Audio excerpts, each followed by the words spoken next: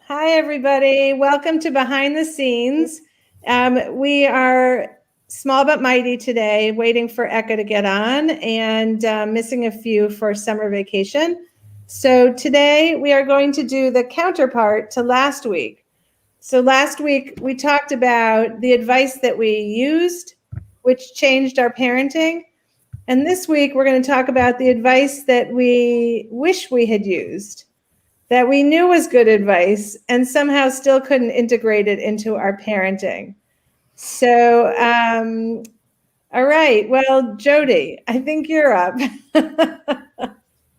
We lost Mindy. How about if everyone kind of turns on their mute now, just so that, just because. So, let's see, the advice there. We were joking before we went live that there's just so many things that this conversation could take forever. So I'll try to keep it just to two. So my first piece of advice, that calm parenting stuff and like the take a pause. Yeah, that's great advice that I could rarely follow. But I will say it was interesting because I have one kid who I would try to kind of speak calmly and suggest things or whatever, and I would never get a response. And actually, when I would finally just get kind of up to here and I would go into his room and I would maybe holler for about 30 seconds nonstop without breathing, there would be no response. But then the next day, the change he was the change that the changes started coming. So there was maybe a little, but then another one, it was just, he was such a good button pusher that that even if I didn't want to respond, I couldn't help it. He was a professional, but it just ended up making things, back and forth. And then I have another one who was so high strung and would start things at such a high peak that, it would kind of draw you in a little bit. So I guess I slowly maybe learned how to disengage, but it wasn't always easy. And it's also not the same for each kid. And I think the other thing too that I'm probably legendary in my house for is piling on, where, you want to say something quickly and get out of there. Sharon, I know you were talking about it a little bit last week. It's just like, yeah. And then another thing, and don't you know, and I'd even like leave a room and come back in and, say, and by the way, I just thought of this. Yes.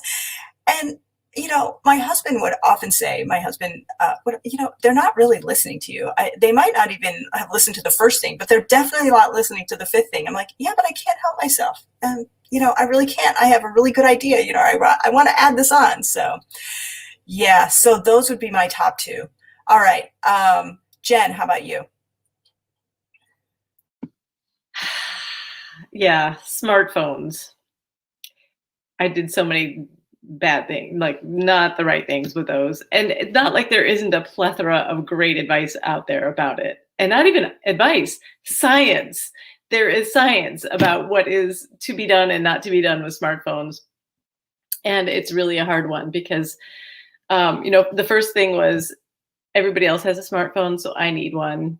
And I was definitely not going to be that parent who said, well, sure, because Susie has a smartphone, you need one. I was going to hold the line. But what broke me down was when they started needing them in middle school for group projects, and they couldn't be part of the group chat because they didn't have a smartphone. They had a dumb phone. And so, it's like, it's Pandora's box, it cracks open, and then you're like, okay, but I'm definitely going to have rules about how and when they can use these smartphones.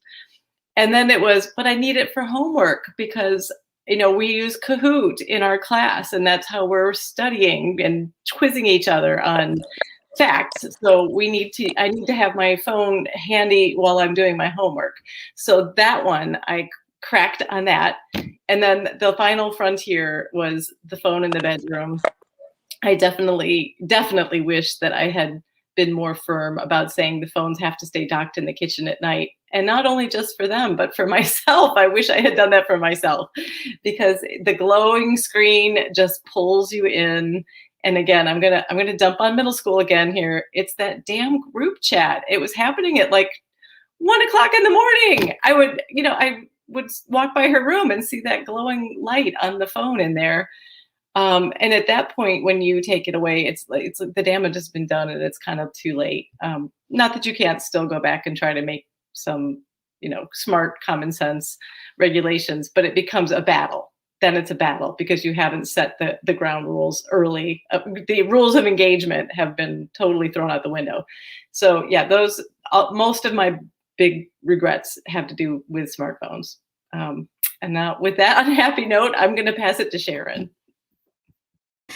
I'm feeling that, Jen. I mean, there's so many things. Like Jody said, there's so many things we could talk about. But the one that occurred to me was top of mind this morning was advice they give you even when your kids are little, when you set a rule, to just set it. And, the kid might have a question or two, answer the question, and then that's that. Don't engage in endless negotiations. Okay, that's the rule I broke. Like, they talk to me, they say, but why? But aren't you going to talk to me? But one more thing, but can't you just answer this? And I have such a problem stopping myself from answering. It just feels so unnatural to just say, again, we're not talking about this. I really try, but it feels like wrong to not answer my child. From the time they're little, you're like, talk to your baby, tell them about everything you're doing. And then to say this, we're not going to talk about anymore. I just have had so much trouble. And then, so the result is that I have a house full of negotiators who then drive us crazy because they don't know when to stop because we haven't stopped them and we let it go on too long. So I don't know if it's training the next generation of lawyers. I guess so. Oh boy. Yeah, that's putting a positive spin on it too. But I don't know where to go from here. I'll take advice from you guys in the comments if you have any. Right now, I'm going to pass it to Jess. I feel as though I should plead the fifth. I don't, because I don't have kids. I have parents. And I don't know if I should be going through every single decision my parents have made and be like, I think they should have done this when raising me. I think that this decision my father made was not the correct decision. I'm not. Just give us one, Jessica. Give us one. I guess my dad's willing to admit this, that he has butted heads with my two brothers quite a bit. As when they were teens, and not as much now. I don't know if I should. My advice should have been like, he should have calmed down with my brothers before then. He's not watching this. He doesn't know I'm talking about him, so it's fine. I'll pass it down to Mindy, I guess. Thanks, Jessica. Since my computer had a minor blow up, I don't know if anyone has picked this one, but for me, and again, there were so many, it's the very simple, told since our kids were children or toddlers, the patience, the counting to 10 before you react to something. Now, as you all know, I have many, many good qualities. Many. I roll. But oh my gosh, patience is certainly not one of them. And that's something I've struggled with. I continue to work on as my kids get older, but I really wish I had taken more time and learned the sort of don't react, take a deep breath, step back, count to 10. Because it caused way too many, blow ups and arguments. And Sharon, as you said, that back and forth, I should have just stopped and walked away. But instead, as with you, it seemed unnatural for me not to respond, not to react. So definitely a struggle. And I would say got mellowed as I got older, gotten a little better, but it's still a work in progress. So that's something I wish I had worked on a lot earlier. So Jody, have you gone since I was out for a bit? Back to you, Stu? Well, yay! Okay, so first of all, I just want to say that thank goodness Mindy's okay because her computer caught fire a little bit. So yay, you're here. And Eka had a hard time getting on. So Eka, you are, I have not gone yet with mine, but tell us the things that you it's like a little bit of a, I wish I'd done, even though I knew it was the right thing to do, I didn't do it. Good morning, everyone. Thanks for your patience. I don't know what happened to my Wi-Fi connection, of course. I didn't hear a lot of it, so I'm going to just tell you what I did wrong, or I didn't follow. And maybe somebody else has said it, but one of the things that experts say over and over again is when your kids act up, you shouldn't take it personally. I don't know, did anybody say that already? No? Boy, everything was a stab to my heart. I mean, every lie, every disobedience wasn't because of what they're going through and their brain and all that. To me, it was like, this is for you, Mom. Ugh, So even though experts say not to take it personally, I tried so hard not to, but it just didn't work out for me like that. And the other one that I wasn't supposed to do, but I did anyway, was like when your kids forget things, you're not supposed to drive it to school. Did anybody else say that? No? I tried not to, but you know what? My girls were so busy. And when they were like in the middle of their sports, whatever, they were trying so hard. So I did that. I brought a lunch. I brought the snorkel. I brought the point shoes, whatever. So I did do that. And maybe that wasn't the best, but I just kind of felt like that was my responsibility. So anyway, that's what I have. I don't know who's left. And I'm sorry I missed it. Okay, Sue, you're on. All right. Well, first of all, Sharon, I want to say that I was the queen of dropping it and walking away. It pissed my kids off so much. And I will tell you that they are so unbelievably good at ignoring in a really terrible way. So I don't agree with that anymore. I really think it's not respectful. Like I would kind of dump it and then I would say, I'm not, out, done, walk away. But like, they're like, but mom. And, I'm like, nope, the experts say I put it out there. So I want to I have imagined my kids doing this to their spouse, like just walking away and saying, I'm not talking about it anymore. I'm like, I don't want them to do that. I don't know. I'm torn. I regret following the advice there. Okay. I think so I have turned from a failure into a triumph today. Thank you, Sue. I think so. And also, I think you're too kind to actually do that. And I think there is kindness in like hearing what our kids have to say. Now, we can still at that moment not change what we said to them, but like mine was, it just feels wrong. And it created a next generation that is so annoying. Like they literally are like, I learned it from you. And then Eka, you did take mine, but I have fortunately so many other things. But to this day, I still work at the not taking it personally. And COVID gave me an on steroids opportunity because my adult kids were all home. And the one thing my therapist said to me when I was probably on the phone crying, and she said, "Oh my God, just stop taking it personally." She didn't do the "Oh my God." I heard "Oh my God." But it was really a wake-up call to kind of like, it's time. And I see other parents doing it, moms in particular. And I'm so clear on how that isn't what's going on, but it doesn't work in your own life. Like it's so hard to separate. So a work in progress also. And then, I did this thing that I did get better at as with subsequent children, but I did inflame social situations, which I learned too late to go and change that with older kids, but in time to do a better job with younger kids. And also, I think I was a little less personally invested in their friendships with subsequent children. But with like my first one, I could totally be the one to go, they said what? Like just totally confirm her, like that was outrageous. And then the next day, Rachel Simmons said this at an event I went to one time. She's like, you know what? Don't ask them the next day, "Oh my God, tell me what happened at school. Are you guys talking?" You have literally, I reduced myself to a middle school girl. And so I did not rise above that one either. And I really think that it's a really good skill set. I got better at it and I see the difference in the reaction, like that it's a much healthier reaction to say, well, how does that make you feel? Or even that must feel awful, but not be part of the fray, like jump right into it with my boxing gloves on and hate that person, Eka, to your point last week.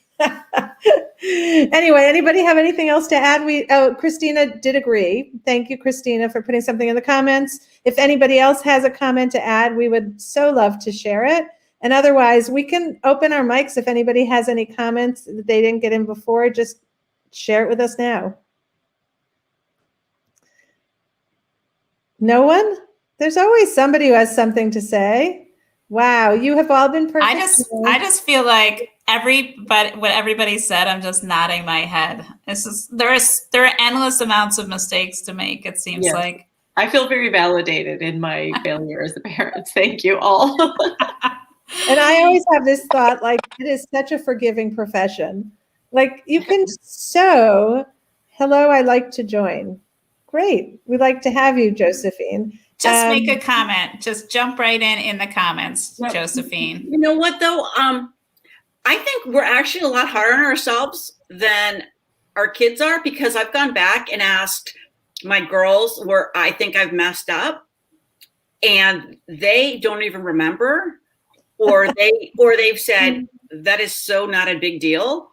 So I feel like sometimes we beat ourselves up for things we think we did wrong or we didn't do right.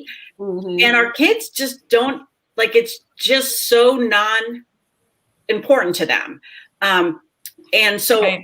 I think it just shows us that we have to stop being so hypercritical of ourselves, our parents, but it also shows that at least we're trying to be good parents, or but I think it's really, it's when you go back and you ask them, I think it's crazy the things that we think are important and they don't even remember, or they don't even think it's important. And vice versa, I have to say. Okay, wait, I just want to, and I'm going to Yeah. let Sharon do all the comments, but Yeah. for next week, here's our topic. The things your kids remember that you didn't think were significant. Because yeah. like, my kid just told me, he told me, he dumped on me what he thinks was the worst parenting anyone's ever done. Okay, save it for next week though, Sue. Don't No, tell I'm not telling us. the story, but I'm just saying it's fascinating to what Eka is saying, that there's not always parity about what we're feeling badly about and what they think was Yeah, wrong. Okay, so totally. Sharon, go for it. Well, Rhonda Marie is saying she feels a lot of pressure with having one child. And I do have 3 children already, but I have thought to myself, now, if I had another child now, I would be so much better. I doubt it's true, but it has occurred to me. Like, we always think we're going to get it better with the next one, right? But, that's not the way it works. Well, and Danielle, same, just- not feeling not alone on my failures. Yay, join the club. And Ferdo's saying hello. So Josephine saying, how can I join? Just type in the comments. We don't have the ability to add our viewers on video. So if you just type what you want to share, we can share it with the group. And Thank you for joining in. And Sharon, why don't you also mention how else they can interact with us on Facebook and newsletter, etc. Oh, yes. Go ahead, Jen. Take the floor. All right, I will. Thank you. So Josephine and anybody else who might be new and joining us, we have a great Facebook group that you can join called Working Hard to Raise Teens. And you can also just follow us on Facebook and Pinterest, YouTube, Twitter. I mean, pretty much everywhere. All but the things. Not Snapchat. Our kids banned us from Snapchat. Don't even go there.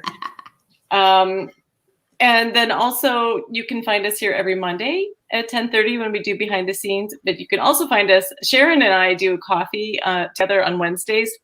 Yes. And we take a little deeper, sometimes sillier dive on some of these topics. So, and many other, we And have shows like all Sue and our colleague Kamira do expert interviews throughout the week, usually at 10:30 in the same place. So there's tons of ways you can dip in and out and take from us whatever is helpful. Right. And we would love to have you.